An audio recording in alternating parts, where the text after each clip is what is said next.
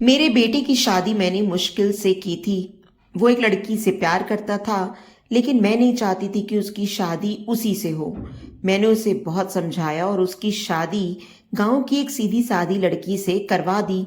लड़की का नाम सुधा है। मुझे पता था कि वो लड़की मेरे बेटे और इस घर के लिए बहुत अच्छी है, इसलिए मैंने उस लड़की की शादी मेरे बेटे से करवा दी। सुधा हमारे घर में आई। लड़की घरेलू थी, बड़ों का सम्मान और घर का काम करती थी। अभी 10 दिन ही हुए थे शादी को, लेकिन मुझे लगने लगा कि मैंने अपने बेटे की शादी इस लड़की से करवाकर अच्छा किया। मेरा बेटा राजीव भी खुश ही लग रहा था।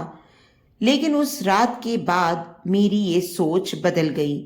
एक रात करीब 2 बजे मेरे बेटे के कमरे से चीखने की आवाज आने लगी। यह चीखें मेरी बहू की थीं। मैंने थोड़ी देर तक सुना, फिर वो चीखना बंद हो गया। राजीव के पिता यानी मेरे पति को यह सब सुनाई दिया था, लेकिन फिर हमने उन्हें रात में पूछना उचित नहीं समझा, इसलिए दरवाजा नहीं खटखटाया। सुबह मेरी बेटी भी बोल रही थी कि मम्मी, रात को कौन चीख रहा था। मैंने उसकी बात काट दी। कहा कि कोई नहीं, शायद कोई बाहर से चीख रहा था। मेरी बहू का स्वभाव उस दिन से बदल गया। वो चुप थी सारा दिन। मैंने सोचा शायद पति पत्नी के बीच की कोई बात होगी, इसलिए मैंने कुछ पूछा नहीं। अगली रात फिर 2 बजे वही हुआ। मेरे बेटे के कमरे से फिर चीखने और रोने की आवाज आने लगी। इस रात वो आवाज करीब 10 मिनट तक चली। मेरी बेटी उठ गई और उसने हमारे कमरे का दरवाजा बजाया। मैंने दरवाजा खोला, देखा तो वो बहुत डरी हुई थी। बोली, मम्मी ये क्या है? भाभी रोज रात को रोती और चीखती क्यों है? क्या होता है कमरे के अंदर? चलो अभी दरवाजा खुलवाते हैं। मैं दरवाजे के पास जाने लगी तो मेरे पति ने मुझे रोक लिया। कहा कि रुको, अभी बात मत करो, कल सुबह दोनों से बात करते हैं। उस रात को मेरा सोना मुश्किल हो गया था। सुबह मेरी बहू जल्दी उठकर घर के काम में लग गई। मैं सुबह अपने बेटे के कमरे में गई। उससे पूछा, क्या बात है? रात को बहू रोती क्यों है? उसका चेहरा पूरा उतरा हुआ था। बोला, कुछ नहीं। उसकी बातों से और आंखों से साफ दिखाई दे रहा था कि वो कुछ छिपा रहा है। उन्होंने भी उससे पूछा, लेकिन वो कुछ नहीं बोलकर घर से बाहर चला गया। मैंने मेरी बहू से पूछा। वो कुछ काम कर रही थी। उसको देखकर ही ऐसा लग रहा था जैसे रात में ठीक से सोई नहीं है। आंखें साफ बता रही थी। मैंने उसे पूछा, क्या हुआ? तुम रात को रो क्यों रही थी? वो बोली, रो रही थी? कब? नहीं तो, मैं तो सो रही थी और मुझे तो कोई आवाज नहीं आई। आप क्या बात कर रही हैं? उस कमरे में ऐसा क्या हो रहा था, ये बात या तो मेरी बहू जानती थी या बेटा, लेकिन दोनों ही कुछ नहीं बता रहे थे। पर दोनों के चेहरे से साफ पता चल रहा था कि जो कुछ है वो दोनों छिपा रहे हैं, लेकिन क्या? अब जब भी रात आती मुझे नींद ही नहीं आती, क्योंकि आधी रात को फिर वही होता। बहू जोर से चीखती और रोती।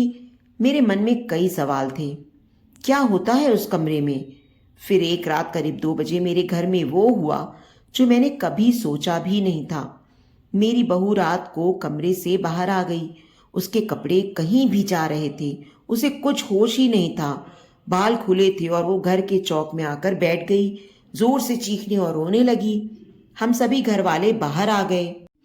मेरा बेटा भी कमरे से डरा हुआ बाहर आया। बहू की ऐसी हालत देखकर हम सब ही डर गए थे। मैंने मेरे बेटे से पूछा कि ये क्या है? वो बोला, बस माँ देख लो, ये रोज रात 2 बजे ऐसे ही किया करती है। मैं आप लोगों को क्या बताता। सुबह जब उसे पूछता हूँ तो उसे कुछ याद ही नहीं रहता। बोलती है मैंने तो कुछ नहीं किया। बहू जब थोड़ी देर बाद शांत हुई तो मेरा बेटा उसे कमरे में ले गया और सुला दिया। मैं सोच रही थी कि ये क्या है। मैंने मेरे बेटे को कहा कि तू उसे उसके घर छोड़ आना सुबह। मैं उसकी माँ से बात करूंगी। सुबह होते ही मेरा बेटा उसे कुछ बहाना करके उसके घर छोड़ आया। मैंने उसकी माँ से बात की। उसकी माँ ने कहा कि ये क्या बोल रही हैं आप? मेरी बेटी बिल्कुल ऐसा नहीं करती है। मैंने जो सोचकर राजीव की शादी उससे की थी वैसा हो नहीं सका। बहू को छोड़े अब 20 दिन हो गए थे। इस दौरान उसके घर से फोन आता रहा, लेकिन मैं टालती रही। मेरा बेटा भी कह रहा था कि वो मेरे वो दिन कैसे निकले हैं मैं ही जानता हूँ। मैं उसे वापस नहीं ला सकता। कहीं उसने मेरी जान ले ली तो क्या करोगी? मैंने उस पर फिर ज्यादा दबाव नहीं डाला, पर मैं अपने आप को कोस रही थी कि मैंने अपने बेटे की शादी उस लड़की से क्यों करवा दी। अब मेरे घर में कोई नहीं चाहता था कि वो वापस आए। इन्हीं सब बातों में 3 महीने निकल गए।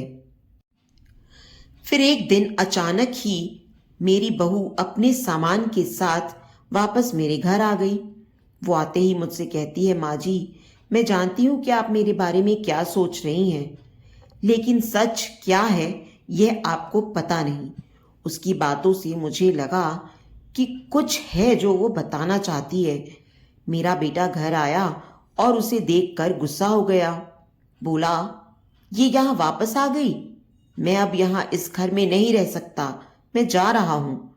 मेरी बहू ने उसी समय कहा, क्यों, सच सामने आ जाएगा इसलिए डर रहे हैं? बताइए सबको सच क्या है। मैं उस तरह से क्यों किया करती थी?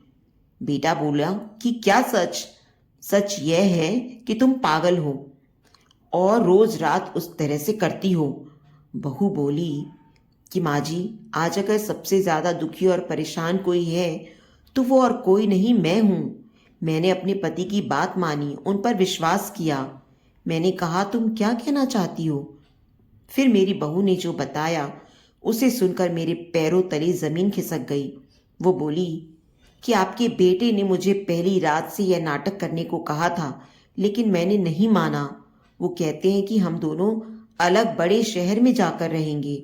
उन्होंने कहा कि ऐसे मेरे घर वाले मुझे नहीं छोड़ेंगे, लेकिन तुम इस तरह का नाटक करोगी तो वो डर जाएंगे और फिर हम अलग रहेंगे। पहले मैंने बोला कि यहाँ सबके साथ अच्छा है, लेकिन फिर जब वो मुझसे बात नहीं करते थे तो मुझे उनकी बात माननी पड़ी। और फिर मैंने जब सब नाटक किया तो इन्होंने मुझे मेरे घर छोड़ दिया। मुझे आप सभी की नजरों में पागल और ना जाने क्या क्या साबित कर दिया। उसके बाद मेरा फोन भी नहीं उठा रहे। मैं उनका वहां मेरे घर पर इंतजार कर रही थी, लेकिन वो नहीं आए। मैं समझ गई कि उन्होंने मुझे बेवकूफ बनाया है, मुझसे झूठ बोला है। यह मुझे अपनी जिंदगी से भगाना चाहते थे। मैं इस बात को समझ गई। अब मैं खुद ही इनसे दूर चली जाऊंगी, लेकिन मैं चाहती थी कि सच आप सभी के सामने आ जाए।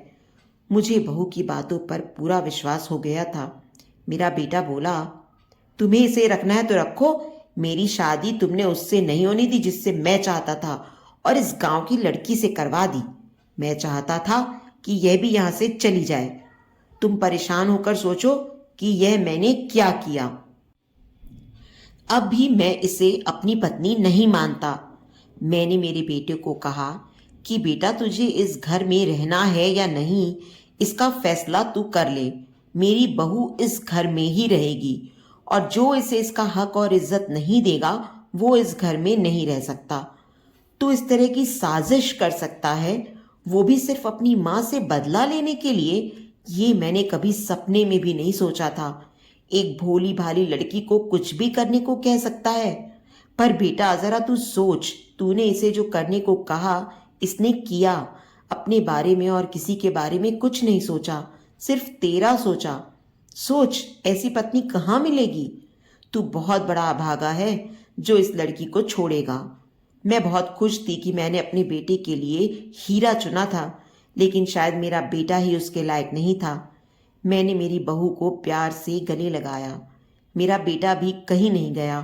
थोड़े समय तक जरूर नाराज रहा, लेकिन मुझे पता था उस लड़की से कोई प्यार किए बिना कैसे रह सकता था।